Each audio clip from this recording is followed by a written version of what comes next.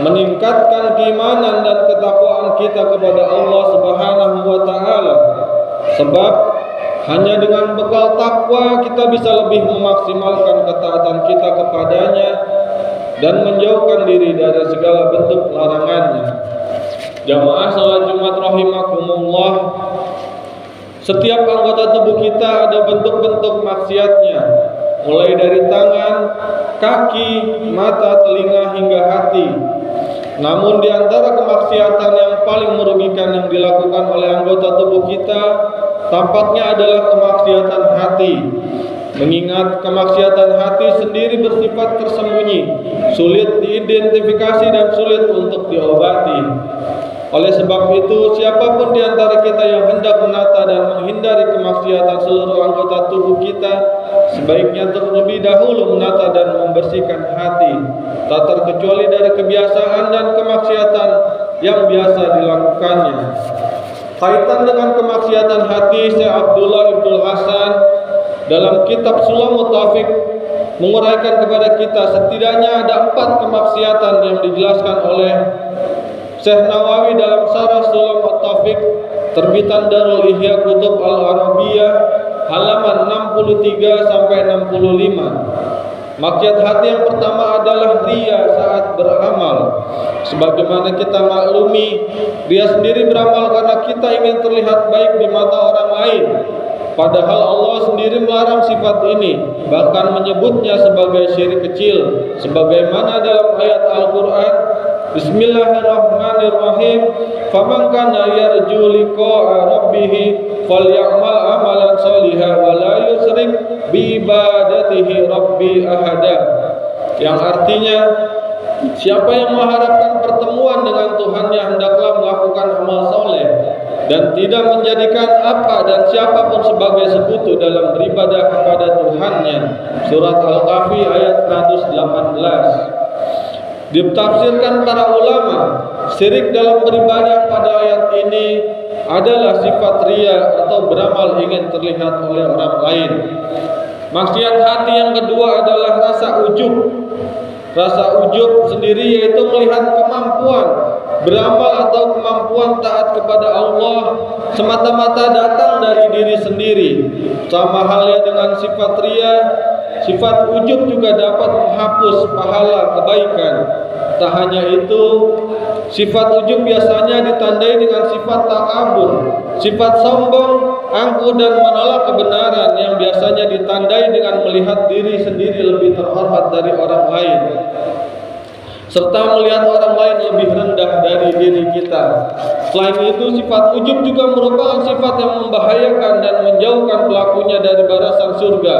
Sebagaimana Rasulullah SAW bersabda dalam hadisnya, la yadkhulul jannata man kana fi qablihi min qalu zarratin min kibr. Artinya, tidak akan masuk surga bagi seseorang yang di dalam hatinya ada sebesar biji sawi dari sifat takabur. Hadis riwayat Imam Muslim. Untuk menghindari sifat ujub dan takabur ini, maka sadarilah bahwa semua manusia memiliki kedudukan yang sama di hadapan Allah Subhanahu wa taala. Semua manusia berasal dari tanah dan tercipta dari air mani. Sadari pula oleh kita bahwa yang membuat hamba istimewa di hadapan Allah Subhanahu wa taala hanyalah ketakwaan. Jamaah salat Jumat rahimakumullah, maksiat hati selanjutnya yang ketiga adalah hasud dan dengki. Hasud artinya sifat tidak suka terhadap nikmat yang Allah berikan pada orang lain. Bahkan jika bisa nikmat itu hilang dari orang tersebut dan beralih pada diri kita. Sementara sifat dengki adalah menyembunyikan kebencian dan permusuhan terhadap orang lain. Orang yang memiliki sifat-sifat ini selalu merasa berat hatinya jika orang lain mendapatkan kebaikan atau nikmat. Wala tatamannau ma faddalallahu bihi ba'dakum ala ba'd. Artinya, janganlah kamu berangan-angan iri hati terhadap apa yang telah dilebihkan Allah kepada sebagian kamu atas sebagian yang lain. Surat An-Nisa ayat 32. Sementara dalam hadisnya Rasulullah SAW juga mengingatkan perihal bahaya sifat hasud. Innal hasada yaqulul hasanati kama yaqulun narul hataba. Artinya sesungguhnya sifat hasad dapat memakan kebaikan seperti halnya api memakan kayu bakar. Hadis riwayat Imam Abu Daud. Untuk menghindari sifat hasad dan dengki, marilah kita perbanyak syukur dan rasa ridho terhadap pemberian Allah Subhanahu wa taala. Sebab datangnya sifat hasad dan dengki biasanya datang dari iri hati yang tidak puas terhadap karunia Allah. Terakhir, bentuk maksiat hati adalah merasa ragu kepada Allah Subhanahu wa taala dan putus asa terhadap rahmat-Nya. Padahal selaku seorang mukmin, kita wajib memiliki aqidatul iman dan keyakinan yang kuat terhadap Allah. Yakin terhadap wujud dan keberadaannya dan sifat-sifat wajib lainnya. Keraguan kepadanya selain merupakan maksiat hati juga merupakan dosa besar. Demikian halnya dengan sifat putus asa terhadap rahmat dan ampunan Allah. Hal ini dijelaskan merupakan hal yang dilarang dan tidak disukai oleh Allah, sebagaimana dalam firman-Nya, la tanzurunu min rahmatillah innallaha yaghfiru dzunuba jami'a. Sesungguhnya janganlah kamu berputus asa dari rahmat Allah. Sesungguhnya Allah Zat yang Maha mengampuni semua dosa.